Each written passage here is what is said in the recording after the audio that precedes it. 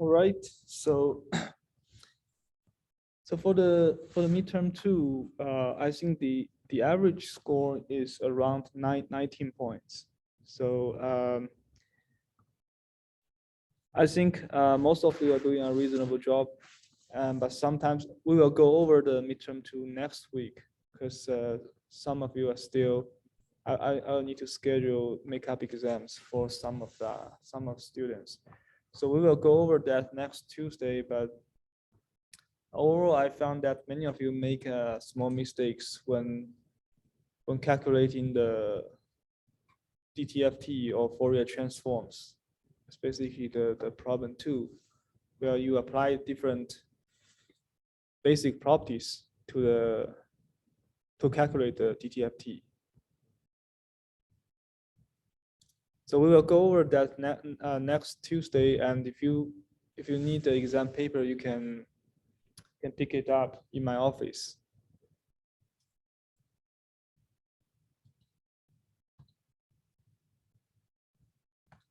And today I think I will start to go over the lecture 9, the Laplace transform. We have 2 lectures left. And after that, we will have a final review lecture and the final exam. So I think you should start to plan on the homework 9 and homework 10. So for homework 8, the due was on April 12th. So I think homework 9 would be somewhere around 19th, and homework 10, the last one, will be due on 26th. But we have a final exam around that time, so you should make a good plan for these homework submissions. Is our exam the first week of May or the last week in April? So for the Laplace transform, we will go over the outline is pretty similar to the Fourier transform, to the previous lectures. We first introduced the definition, and we'll talk about properties and applications. And in between, a very important and very special topic about Laplace transform is the convergence regions. In fact, for Fourier transform, we also have this convergence issue, but Laplace transform is in general more general than the Fourier transform. So in the end, we will utilize Laplace transform to analyze LTS systems specified by partial differential equations under certain initial conditions or boundary conditions.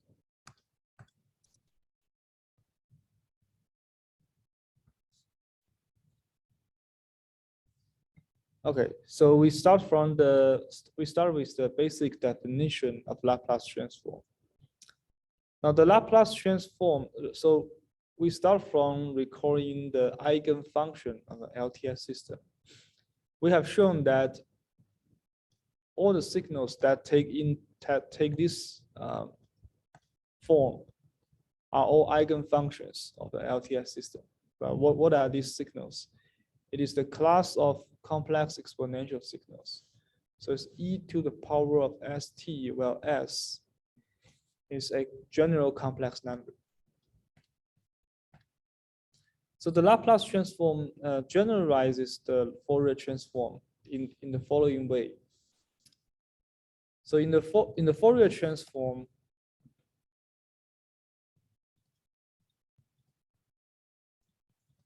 the Fourier transform formula looks like this. We are integrating xt with this basis, this complex exponential basis. So it's e to the power of negative j omega t over the entire domain. And for Laplace transform, we are basically generalizing this j omega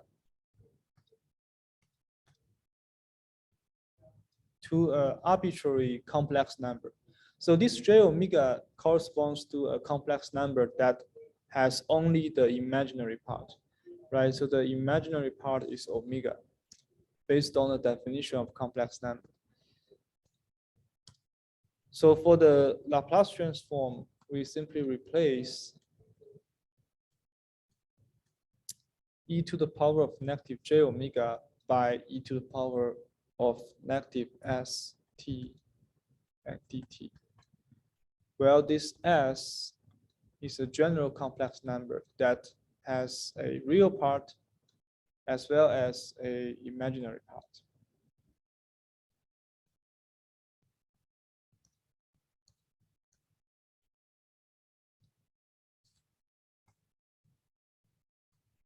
Okay. So you can see that this is more, by definition, this is more general. This is Laplace transform. This is Fourier transform. By definition, the Laplace transform is more general. Now, specifically, if you set in this s variable, if you set the real part as 0,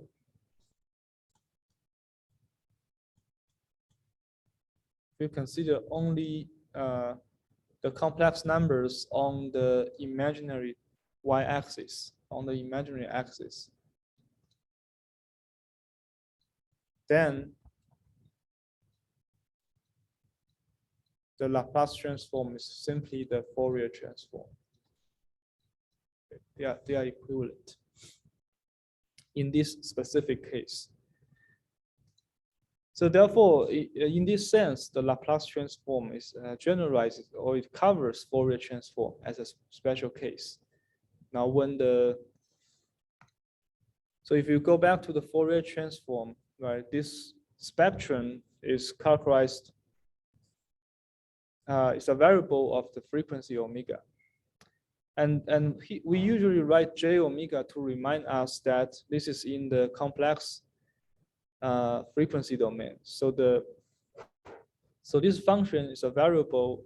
This x, the spectrum is a function of j omega, and j omega can be viewed as a complex number that has only the imaginary part. So this, if you draw this on the two-dimensional complex plane, then j omega will only be on the y-axis, on the imaginary axis.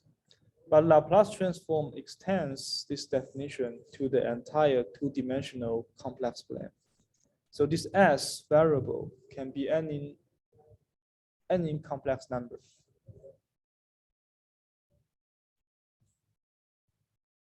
Therefore, if you draw a picture, you can see the difference between Fourier transform and the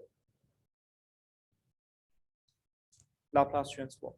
So the Laplace transform XS covers the entire complex plane. So this is a domain for the Laplace transform. For Fourier transform, it only covers the y-axis.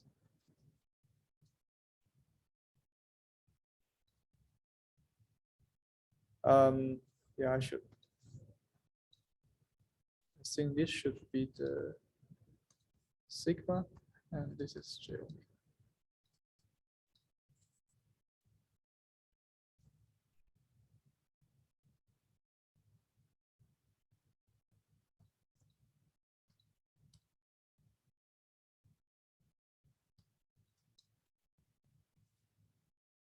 So the y-axis, which is the imaginary axis, this axis is the domain for the Fourier transform. And for Laplace transform, we extend this domain to the entire complex plane.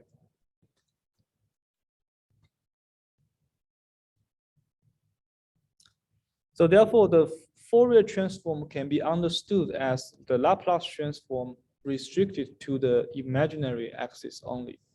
Okay, so when S only takes the form of such a complex number j omega, and this complex number only has imaginary parts.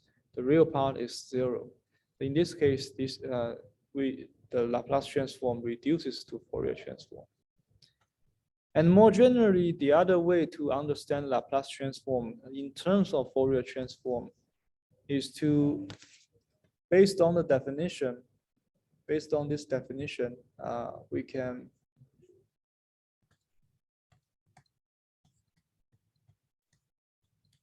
rewrite it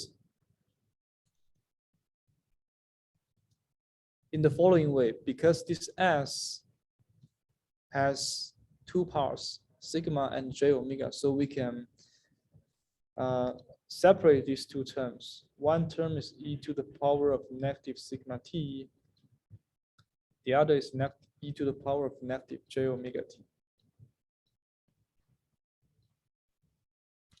Simply distribute t to the sigma and j omega.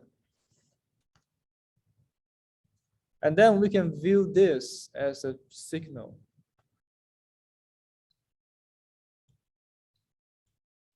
Okay, if you view xt multiplied by e to the power of negative sigma t, if you view this as the input signal, then the Laplace transform can be understood as the Fourier transform of such a damped signal.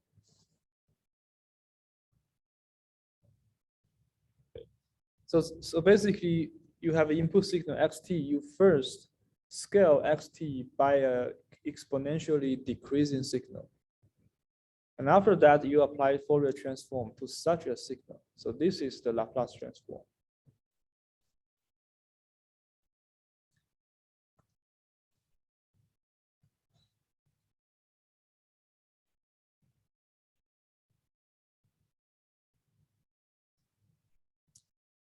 Oh, so we have comment sigma is just representing the real part. Yes. So here sigma, so S is a standard. This is a Cartesian form of a complex number, right? Sigma plus j omega. So sigma is called the real part, and omega is called the imaginary part. So sigma here is corresponding to only the real part of the complex number.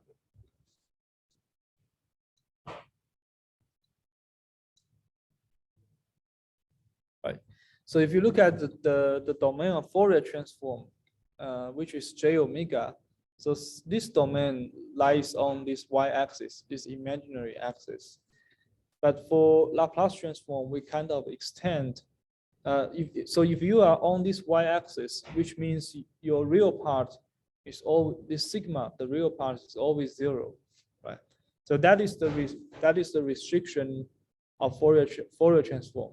So in the Laplace transform, we kind of make it more flexible. So we can allow arbitrary real parts, sigma, in the transformation.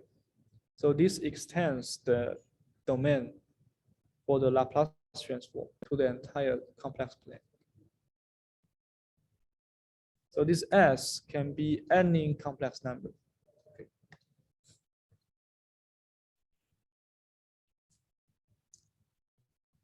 Now going back to this reformulation of this Laplace transform, if you view the Laplace transform in this way, you can understand it as applying.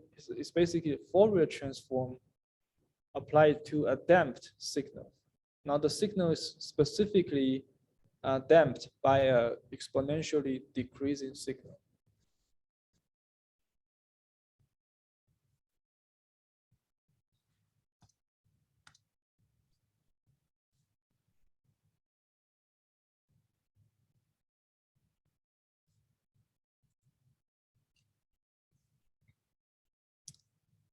And why do we want to introduce Laplace transform in this way? Basically, why do we want to introduce such an additional signal? The reason, this is a very important reason that we haven't discussed in the Fourier transform part. That is when you calculate in either the Fourier transform or the Laplace transform or any other transforms, when you calculate in these integrations or summations, you have to make sure that this integration or summation will converge. Okay? You need to make sure they don't go to infinity. Otherwise, you get a spectrum of infinity, which is which doesn't give you any understanding of the signal. So in the Fourier transform, if we just do the Fourier transform like this, then it is possible, based on depending on which signal that you are looking at, it is possible that this integration in the Fourier transform is divergent, maybe divergent. Okay, it may diverge to infinity.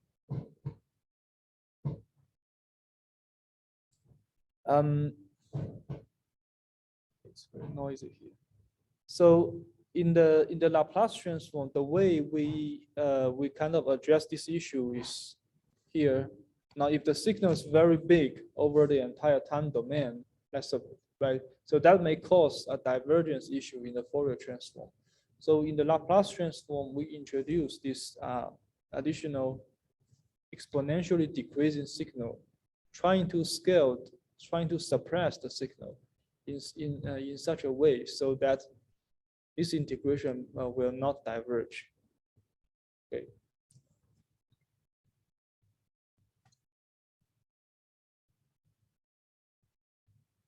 Now, for example, I can give. I think later. Okay, let me give you an example that on the Fourier transform the signal diverge, whereas on the Laplace transform it will converge. So if xt is e to the power of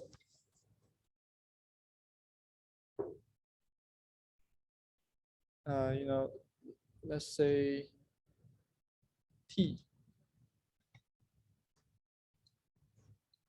Xt is e to the power of t. Then we can look at this Fourier transform.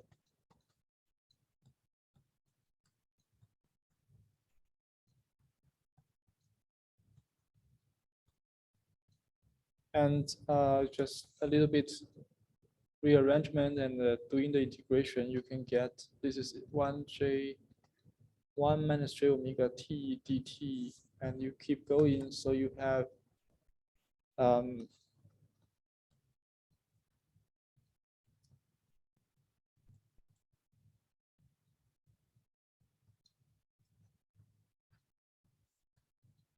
this one.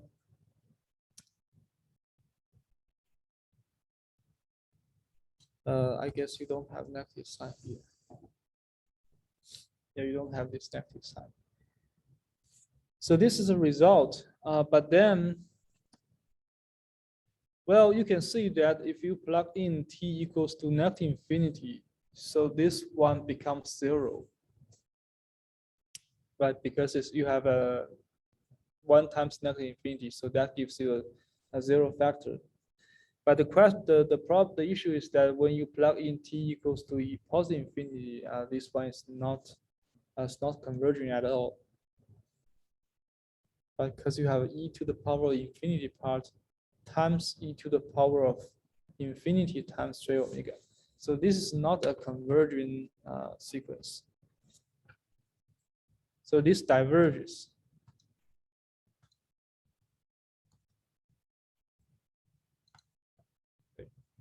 Diverges. Now this is because if you look at the signal, it is an exponentially increasing signal.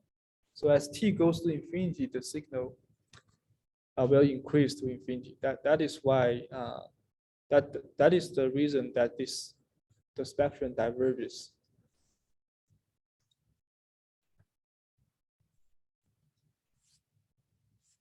But for Laplace transform, the transformation would be very different. So now let's look at Laplace transform applied to this signal. So we have integration. Again, the signal is e to the power of t. But now we are doing a Laplace transform.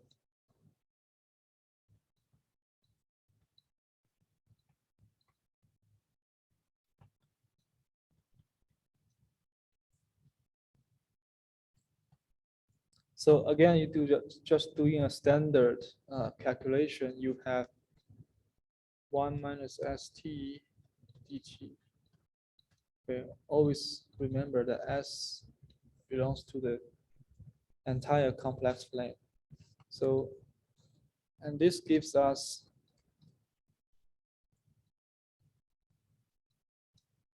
this result.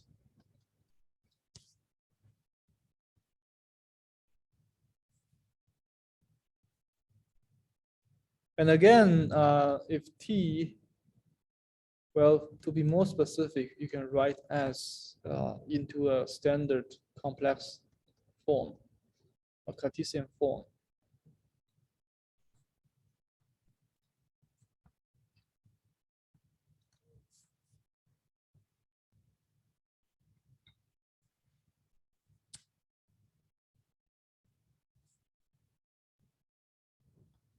And to make things more clear, we can just write it 1 minus sigma T times E negative J omega T.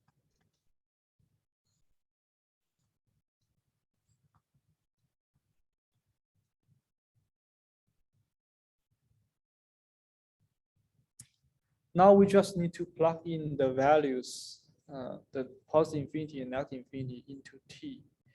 But the question, okay, later on we will have a more clear discussion. But here the general idea is that in the Fourier transform, if we go back to the Fourier transform, we have a divergence issue because of this part. Right, we have a factor of 1, so e to the power of 1 times t. That gives e to the power of t. And this part will diverge as t goes to infinity. Okay, that is why in Fourier transform, this one is always divergent. But now, in the Laplace transform, we introduce this, once we extend the domain to the entire complex plane, which means we have a sigma here. And sigma can take any real value. Now, because of this sigma, it might be possible that this term, this entire exponential term, will converge as t goes to infinity. And in particular, you can see from here that it will converge as long as 1 minus sigma is less than or equal to 0. Okay.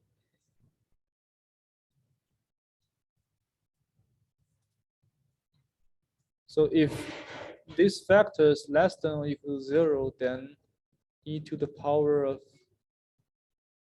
then this sequence will converge to 0 as t goes to infinity.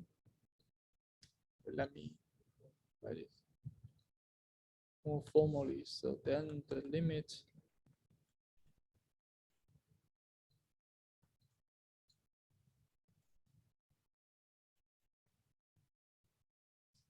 and this condition implies that sigma has to be greater than 1. And the interpretation is that we need to rescale the signal. We need to suppress the signal sufficiently so that after this rescaling, the integration will converge. So in this case, we have a condition saying that if sigma is greater than 1, then this integration will have convergence. So if sigma is bigger, then this exponential component will diminish faster, right? So in this case, once we introduce this sigma part, the Laplace transform has more flexibility to make this integration converge. And this leads to this region of convergence issue. Now, given a signal xt, and consider its Laplace transform, there is this fundamental question. So, in what region of this variable s can we have a convergent Laplace transform? So the definition of the region of convergence is basically all the values of s for which this integration converges. basically the convergence region. Now for the Fourier transform, we also have the same issue, but it is covered by the Laplace transform. Once we restrict S to be J omega, we have exactly the Fourier transform. But the question is, the Fourier transform may not converge on such a imaginary y-axis.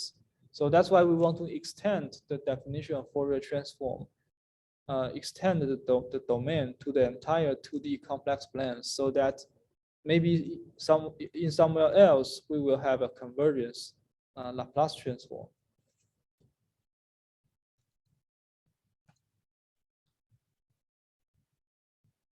So if we have the region of convergence, which collects all the variables S for which this integration converges, and we can visualize this region of convergence on the 2D complex plane, because this S is a standard complex number, so it has a real part, imaginary part.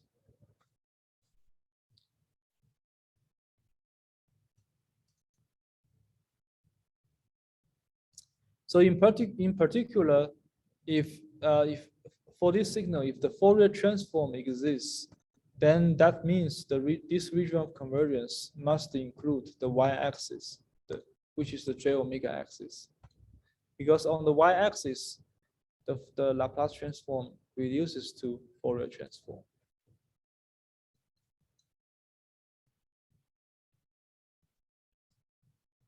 So here a very natural question is, given a signal, how do we find out the region of convergence for its Laplace transform? So we can look at some examples here. So here we are given a signal which is a standard exponential signal multiplied by UT. So this is a truncated version. And by multiplying by UT, the signal becomes causal signal. So this is e to the power of negative AT, where A is a certain real number. Okay. So now we can follow the definition of Laplace transform and do the integration. So this is the definition where we have xt and multiplied by e to the power of negative st. And we are integrating over t.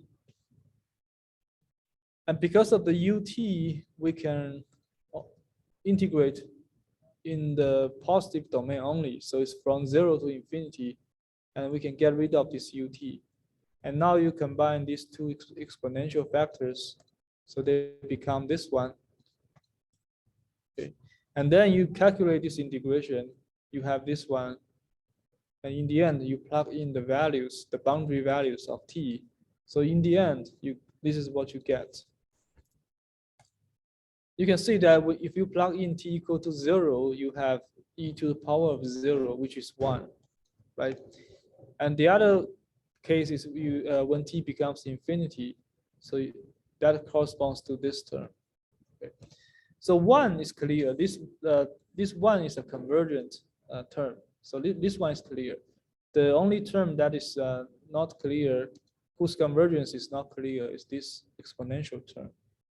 We don't know as t goes to infinity whether or not this term will converge. So this is this term will characterize the region of convergence for this Laplace transform. Okay. So therefore, we need to characterize the region of convergence for this term.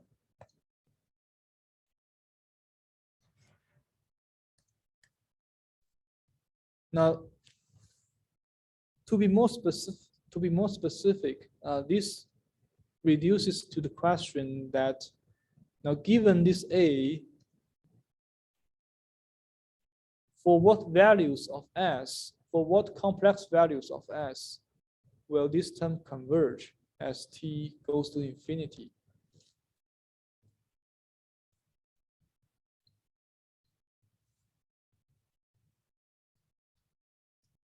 given this A, right? This A is used to, is specified by the signal.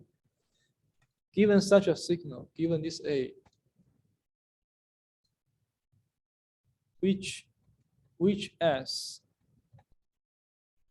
complex number S satisfies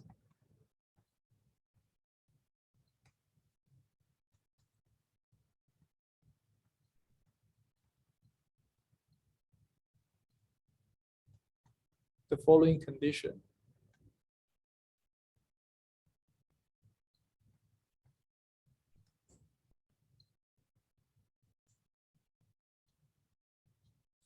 Right, the condition is that as t goes to infinity, such a term has a limit, has a convergent limit.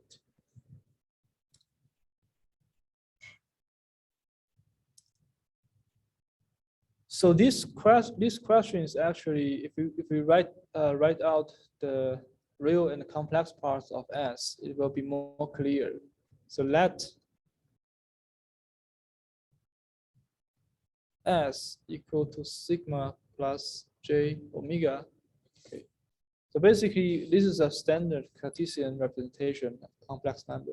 So we want to find out for what sigma and omega pairs can we have a convergent?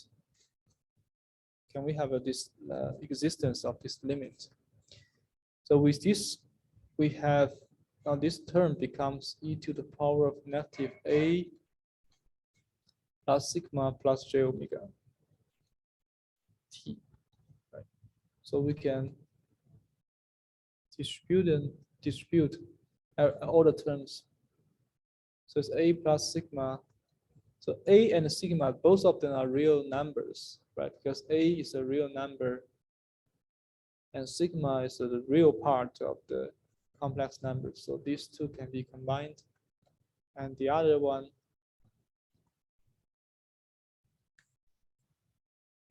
contains the imaginary parts, basically. So you can see this is a standard polar form of a complex number. Well, the magnitude is this one. This is a exponential of a real number. And the second exponential part corresponds to the phase part. Right? It's e to the power of the phase is negative j omega t. Right? So this is the magnitude. And this is the phase. So therefore, in order for such a complex number to converge, as t goes to infinity, we just need to make sure the magnitude goes to 0.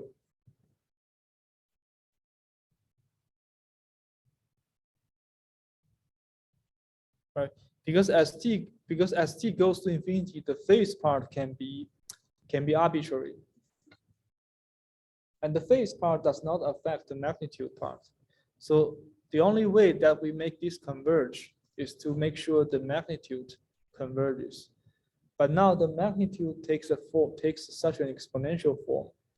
So as t goes to infinity, the only way to make this part converge is to make sure the coefficient part is negative, right? If this coefficient part is negative, then as t goes to infinity, we have e to the power of negative infinity, which converges to 0. So that's the only convergent case. Therefore, we must have a plus sigma to be positive. Okay, if this is a positive number, then negative a plus sigma will be a negative number. So this is what we want. And sigma is basically, sigma is right here. Sigma is the real part of the variable s. So this is equivalent to say that the real part of s is greater than negative a. Because sigma is the real part of s.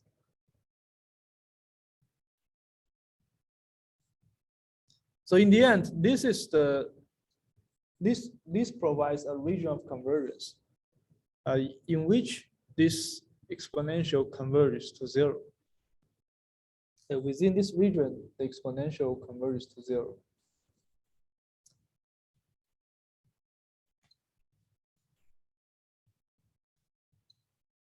And this is how we derive.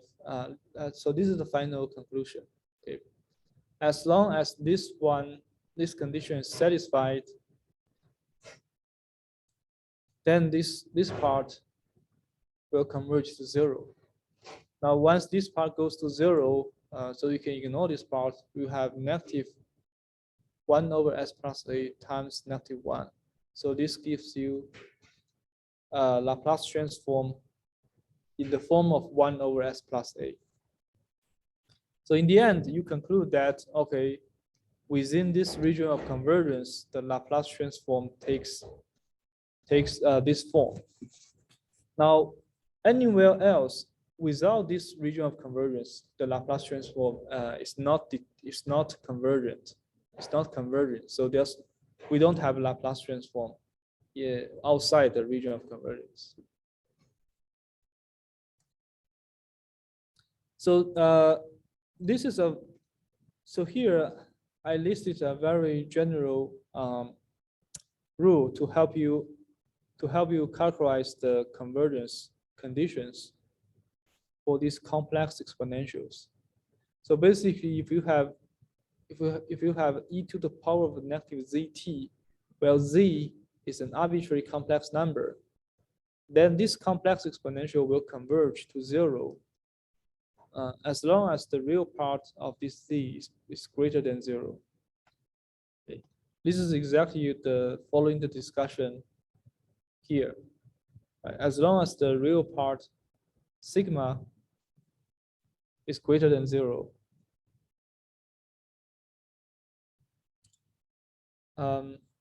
No, so actually, okay, so actually here, this z corresponds to a plus s here.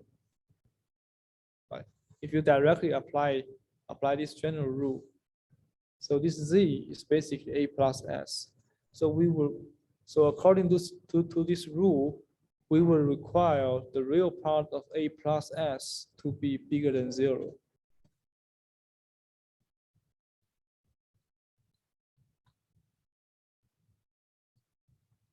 And because a is a real number, so the real part of a plus s is basically a plus real part of the complex number s.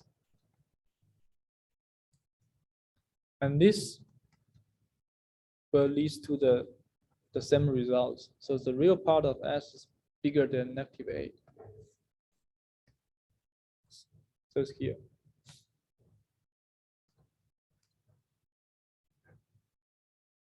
So this is what you need to provide when you calculate the Laplace transform.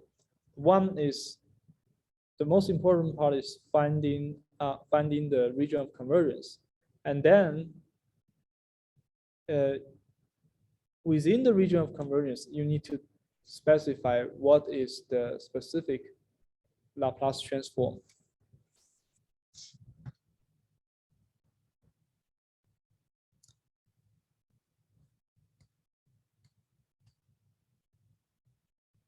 Right. So for this example, in the end, we conclude that the Laplace transform of such a signal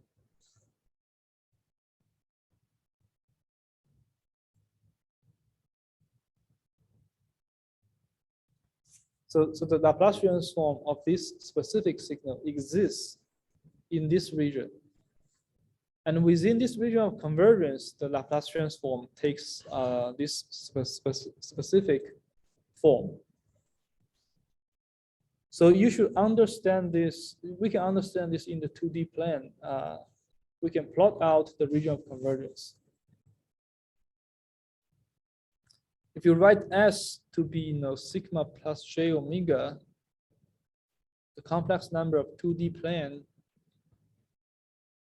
then this condition is basically equivalent to sigma bigger than negative a, right? Because the real part of S is exactly sigma. And this corresponds to, depending on the value of negative A, this corresponds to a right half plane on this 2D plane. Okay, so this part is the region of convergence of such a Laplace transform. So if negative A is a negative number, then this vertical line would be to the left of the y-axis. So we can see that depending on the value of A, the region of convergence may or may not contain the y-axis. But in this case, negative A is greater than 0. In this case, the region of convergence is to the right of the y-axis, which means when A is less than 0, we don't have a convergent Fourier transform for this signal. And when you go back, if A is less than 0, then negative A is bigger than 0. So this will imply an exponentially increasing signal. For such a signal, we don't have a convergent Fourier transform, okay? Because the region of convergence does not include the y-axis. So in this case, Fourier transform does not exist.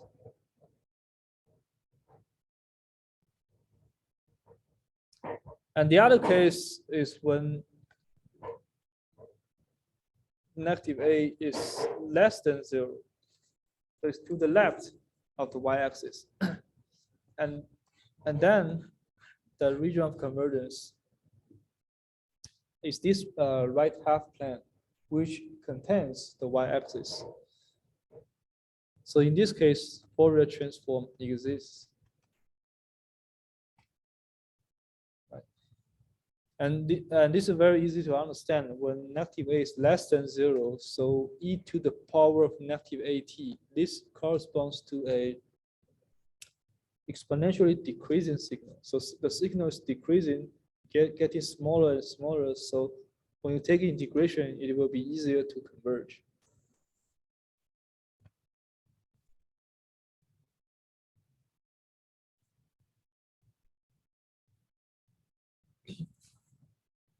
So therefore, you can see that when we calculate Laplace transform, we need to pay attention to this fundamental convergence issue. Okay. Figure out the region of convergence, and also figure out the specific Laplace transform within that region of convergence. Okay. So any questions?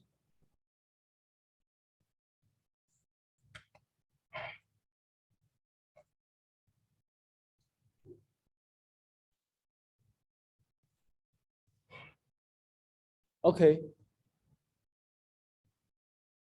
So we can look at the second example, which is the same signal, but we are multiplying by u negative t. Okay, so we only change the u part. So we followed exactly the same step. The only difference is that because of the u negative t, we are actually restricting the integration to the negative time domain only. So everything else would be the same, but the integration is from 0 to negative infinity, from negative infinity to 0. And then you follow the standard steps, work out this integration. Now plug in the values of t equals to 0, t equals to negative infinity. And when t equals to 0, you have a convergence term, which is 1. But when t goes to negative infinity, so you will have this term, e to the power of a plus s times infinity. Okay. So this is a final result. And in particular, you can see that this term is not may or may not converge depending on the values of S. So you apply this rule, you can apply this rule. But let's try to apply it here. So we have e to the power of a plus s times infinity. I can replace infinity by t.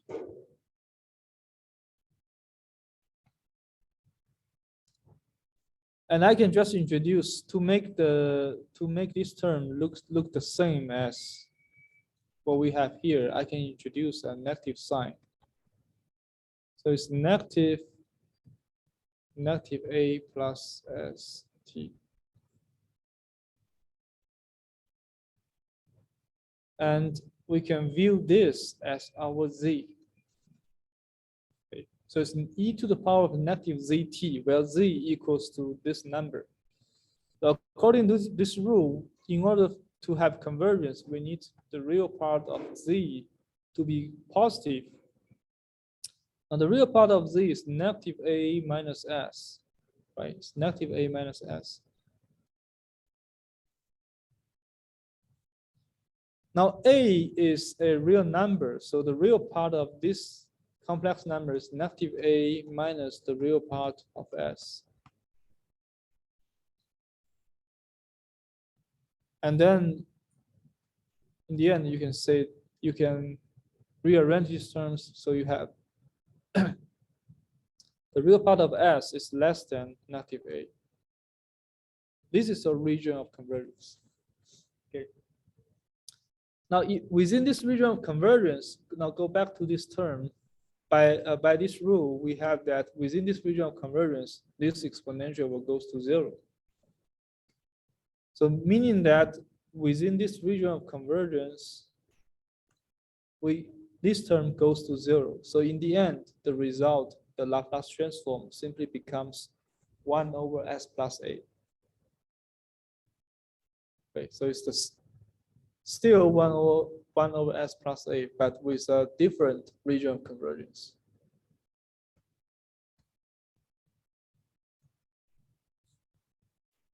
So if you compare these two, see, as we slightly change the ut part, and it turns out that their region of convergence is completely different. It's actually complementary to each other. So this region of convergence, if you plot it into 2D plane, right, it will become, it corresponds to a left half plane.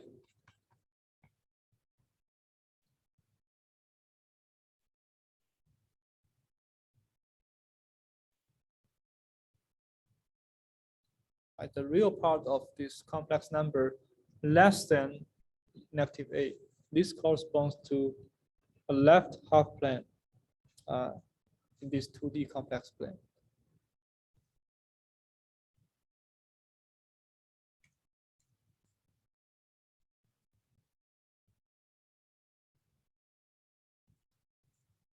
So to summarize in these two examples, we can see that these two different signals, they turns out to have the same Laplace transform. If you look at x1, capital X1, capital X2, their transformation are exactly the same. And the only difference, the only way to identify, to distinguish between these two signals is to look at their ROC, their region of convergence.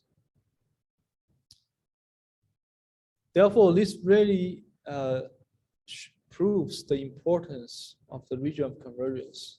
Right? We may have two very different signals, and they may have the same Laplace transform with a totally different region of convergence.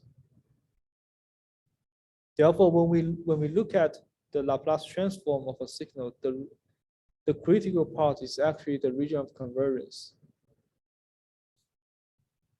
Without specifying region of convergence, the same Laplace transform may correspond to multiple different signals.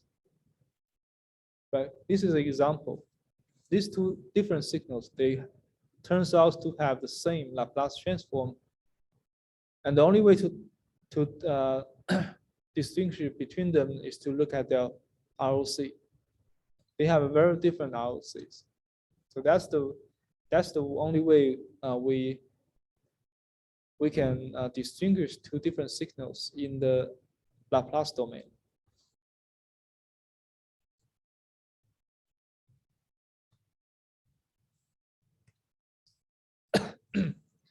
So from now on, whenever you talk about Laplace transform, or whenever you write down the Laplace transform, you should always have a region of convergence associated with it.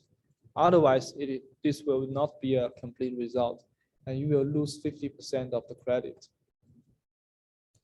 So this ROC is the critical part.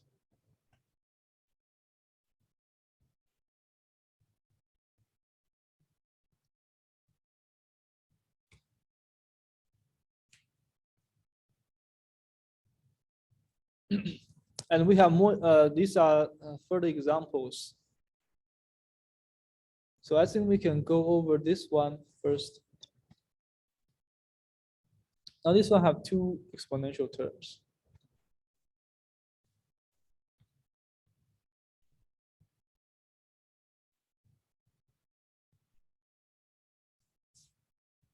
So the first one is e to the power negative t, and the second one is e to the power negative 2t ut.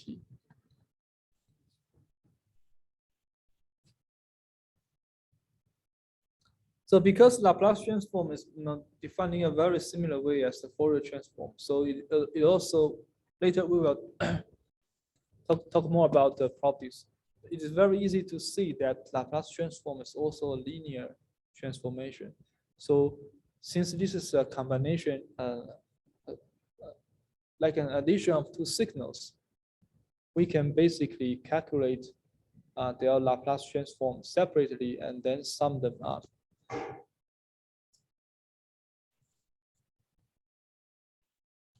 So we can say the Laplace transform of xt by bilinearity is Laplace transform of the first signal minus the Laplace transform of the second signal, just like Fourier transform. Okay, and then for each of them, this we can apply the previous result.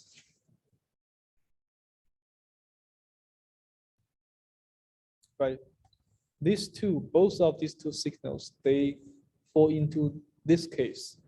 Right, the first one a equals to 1, for the second one a equals to 2. So we can just apply this result, directly apply this result.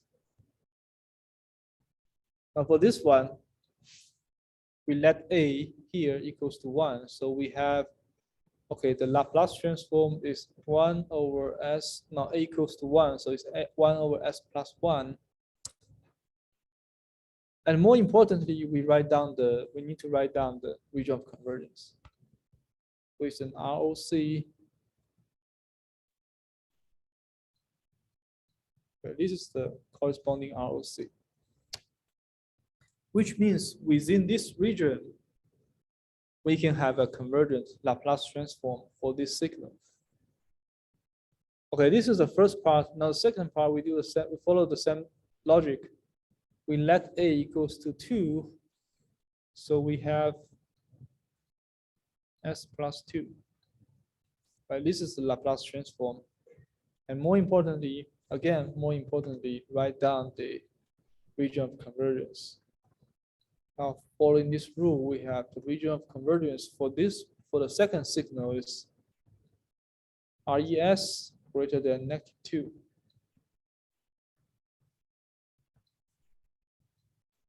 So now we have for the two parts of this signal xt, each part has a different region of convergence. So in order for the entire Laplace transform to have convergent result, we need both of them to converge. So in the end, when we specify the region of convergence for the entire signal, we need to look at the intersection of these two regions of convergence, right? Within, because otherwise, okay, only within the intersection of these two regions of convergence, we will have a convergent results for both parts. Okay. So therefore, we conclude that for this signal, the Laplace transform takes this form, and more importantly, the region of convergence is given by the intersection of these two individual regions of convergence. And if you look at these two regions, they can you can actually show that because this is -1 is bigger than -2. So by taking an intersection, these two regions, this intersection actually corresponds to, we just need to look at the stronger condition, right? Because this region covers this one, because -2 is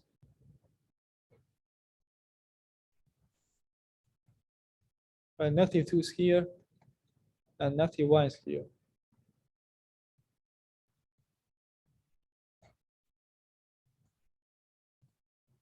So -2 is the red part.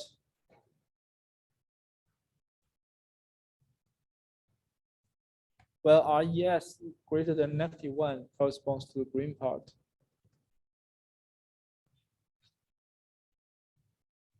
Right? So their intersection is the green part.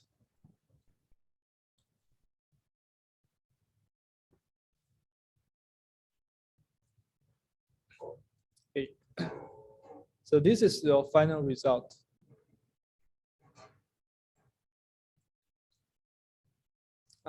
With this region of convergence.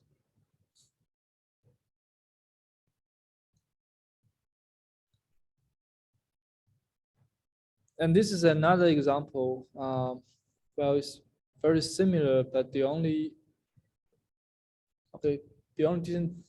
thing that is different is that we have a delta t impulse here. So again, we can do this one by one. We identify the Laplace transform for each of these terms. Right?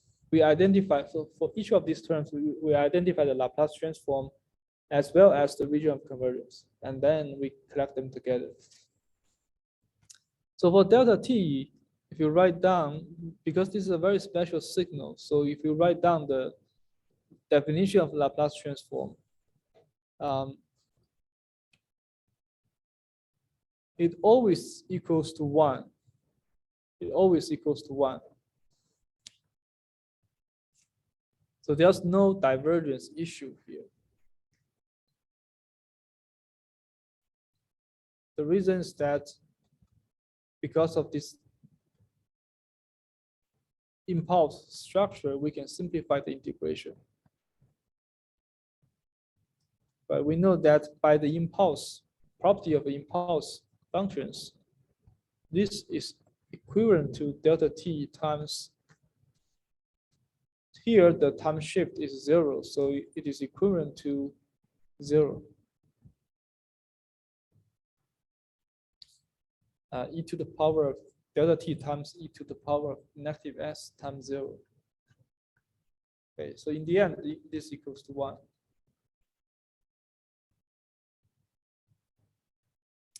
Therefore, for this impulse, the spectrum, the Laplace spectrum, is the same as the Fourier spectrum. It's a constant spectrum spanning over the entire 2D complex plane.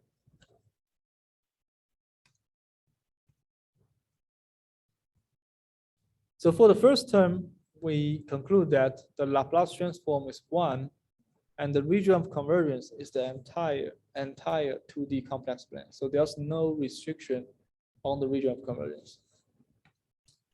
Now for the second term, we can just apply following this general result. Okay. So for the second term, here, right, is e to the power of negative t. So it's -1 times t. So that a, you can set that a to be 1 and apply that result. And it's 3/4, 4/3 is a simple linear scaling, constant scaling. So later we will introduce the properties of Laplace transform, but intuitively you can say that it is a linear operator. So this scaling factor is preserved. And then for this part, you apply the previous example. So you will obtain such a Laplace transform with a corresponding region of convergence. Okay. So this is the transform, this is the region of convergence. Now for the third term, you can apply the second example, no, the same example, well, a, by setting a to be -2,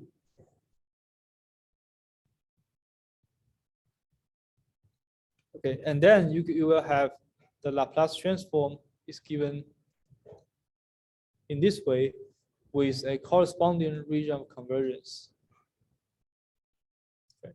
And in the end, in order for all the three terms to be convergent, we need to consider the intersection of all the region of convergence. So taking in intersection, and you will see that this one is actually included in this region of convergence. So by taking their intersection, we only have the second region of convergence. So the conclusion is that for this signal, the Laplace transform takes this form with the region of convergence given by the real part of S must be greater than 2. So this is a right half plane.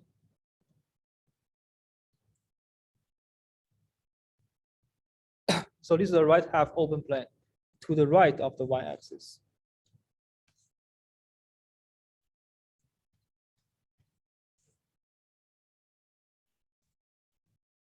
Okay. So in the homework, you can leverage this. This is like existing kind of formulas for the Laplace transform. You can make a table. So these are the commonly used pairs of Laplace transforms.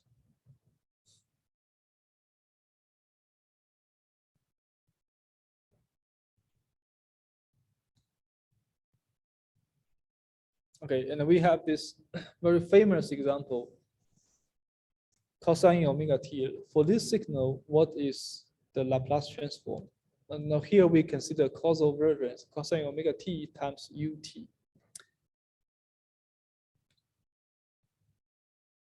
Okay, and the idea is very similar to the Fourier transform. We transform cosine into, by the Euler's formula,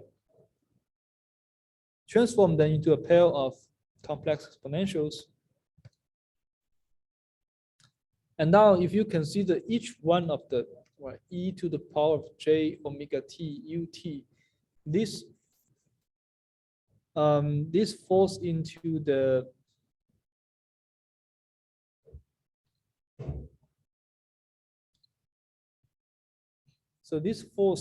the previous example. Okay, there's a slight difference here. So this example considers the case where a is a real number, but you can make it more general. You go back to these examples. You can consider a signal where such a signal where a is a general complex number.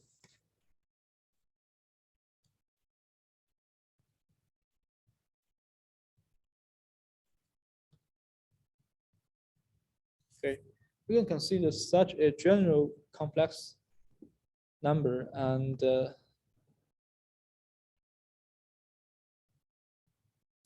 so we have a comment here. Is it always the greater positive number that is considered in the intersection simplification? Yes, so the basic idea is that if you are bigger than 2, then you are definitely bigger than -1. right? So by taking intersection, meaning that you have to satisfy both constraints. And the only way that to satisfy both constraints is to satisfy the second one. I think an easier way is to, you can simply visualize these two regions of convergence, and then you can tell their intersection.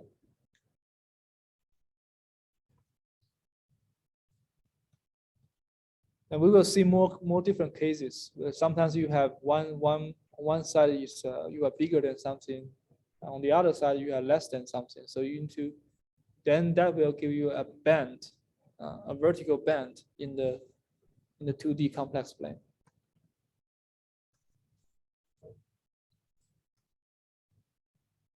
Okay.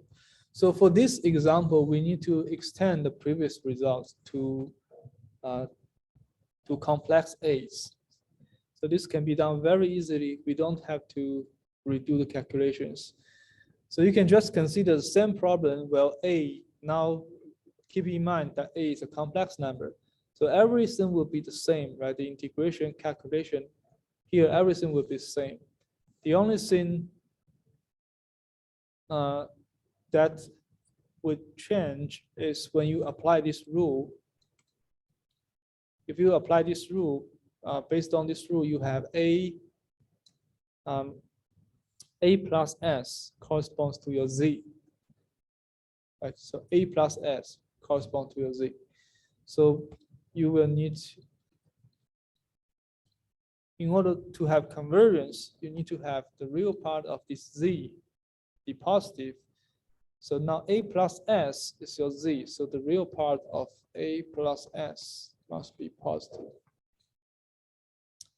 But now A is a complex number. It's no longer a real number, right? So we cannot pull out A. So what we can only say is that the real part of a summation of two complex numbers, you can easily verify is the summation of their real parts. Therefore, the region of convergence is simply this one. Okay. So you change A to be the real part of A when A is complex. And for this example, it's the same thing. You basically need to change A to be the real part of A.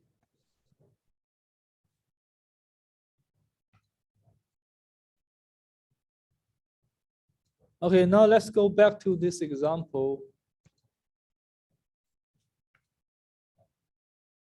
Now let's go back to the example. We have, for the first term, we have E, J, omega naught, T, U, T. Right, we need to find out the Laplace transform of this one. Now then we can leverage this result to obtain the Laplace transform. We can set A to be negative J omega naught. If you plug in this into here, you have E to the power of J omega naught T ut, right? It's exactly what we have here.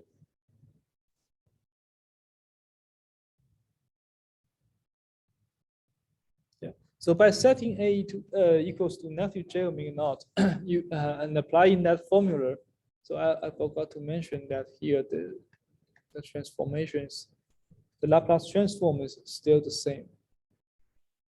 This is still the same.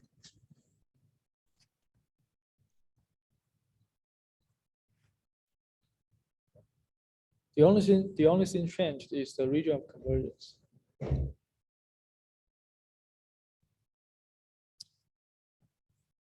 So set A equals to negative J omega. So the Laplace transform is, this is a transform, this is the region of convergence. We just follow this.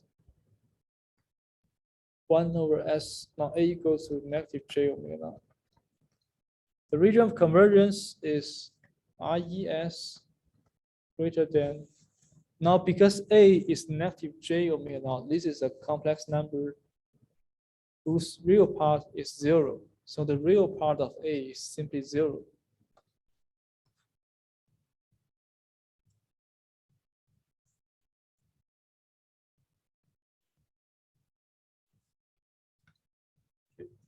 So this is the first term. First term. Of course, we have 1/2 here, so I just ignore that. That's simple scaling part. Now you do the same thing for the second term.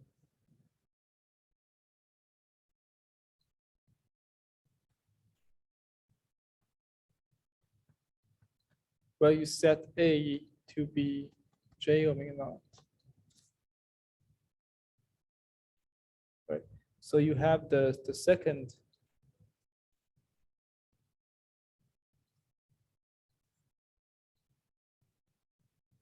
the Laplace transform for the second part is 1/s plus J omega naught. And the region of convergence is again A is a pure imaginary part. So the region of convergence is the same. So in the end, you conclude that the Laplace transform is the summation of these two parts, and you need to take intersection of these two ROCs. But now they are the same, so you just keep one of them. So in the end, you will see the ROC is simply the right half plane of the to the right of the y-axis. And these two can be further simplified in this one, into this one.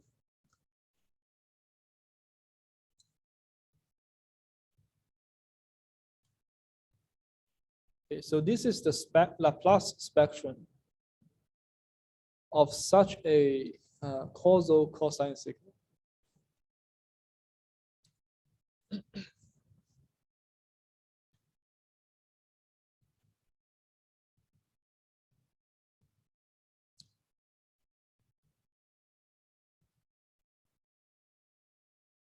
Okay. So these are all the examples of Laplace transform. You can leverage this general Laplace transform pairs to simplify your calculation.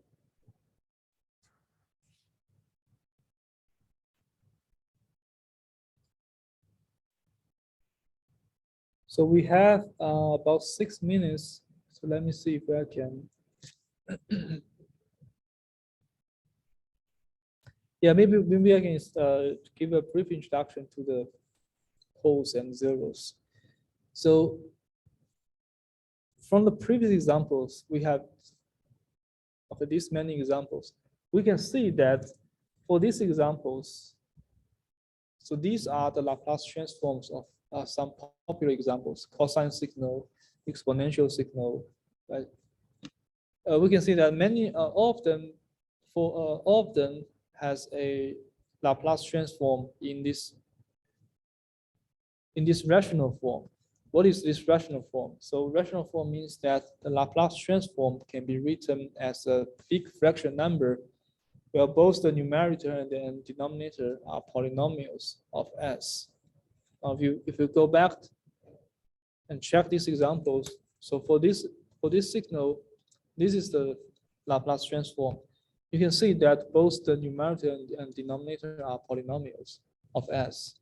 So this, we call this the rational form.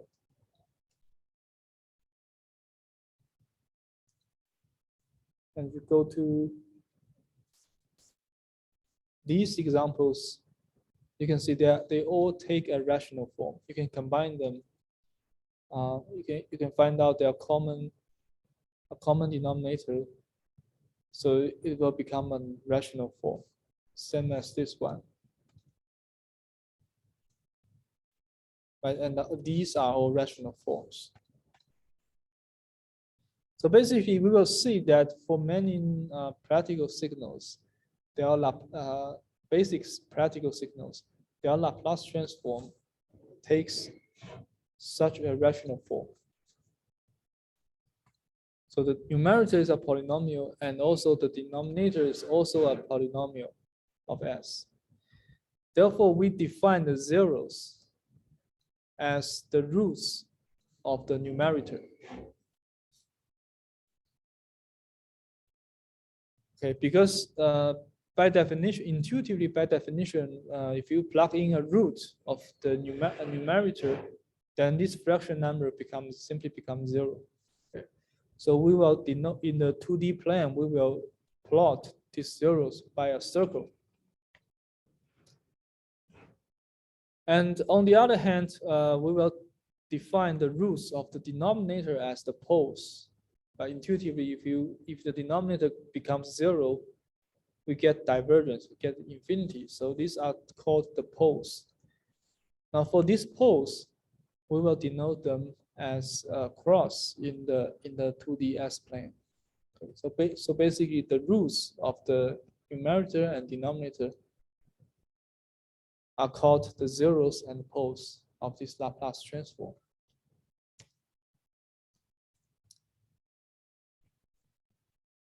And besides the roots, the zeros and poles can also be located at infinity. In the following two cases. Now, if the order of the denominator is bigger than the order of the numerator, then we have then infinity is a 0. For example, if you look at this example, denominator has order of 2, right? It's quadratic term. Numerator has order 1 polynomial. So the order of the denominator is bigger than the order of the numerator. So in this case, if you set S to be infinity, you still get a 0 result, because taking the limit, you have an infinity divided by infinity. Applying the Hopital's rule at infinity, this still gives us a 0 result. So in this case, infinity is also a 0 of this Laplace transform. Now, on the other hand, if the order of the denominator is smaller than the order of the numerator, then infinity is a pole of this Laplace transform. So these two are two special cases. Okay. Besides the roots, besides considering the roots, we should also consider the infinity.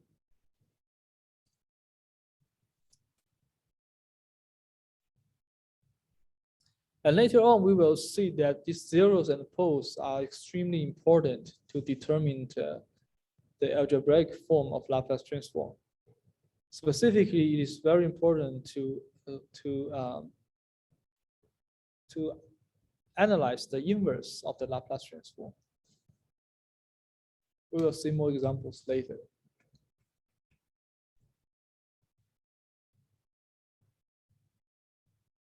So the last minute. So for this example, right, we can easily, by looking at the roots of the numerator and denominator, we can easily tell that -3 is zeros, right? Because the root of the numerator. -1, -2, they are the roots of the denominator, so they correspond to the poles. Now, besides these regular zeros and poles, we should also consider infinity. Now, in this case, because the order of the denominator is bigger than the order of the numerator, so infinity gives a 0 result. So basically, infinity in this case corresponds to a 0 of the Laplace transform. Okay, so we have 2 zeros and 2 poles for this Laplace transform. Okay, so I think I will stop here. So next Tuesday we will comment on the midterm 2, and we'll keep introducing the zeros and poles. Yeah.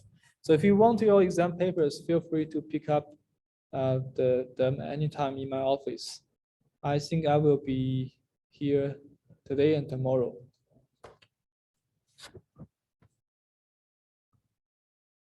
So, okay, I will see you next Tuesday. Have a nice weekend.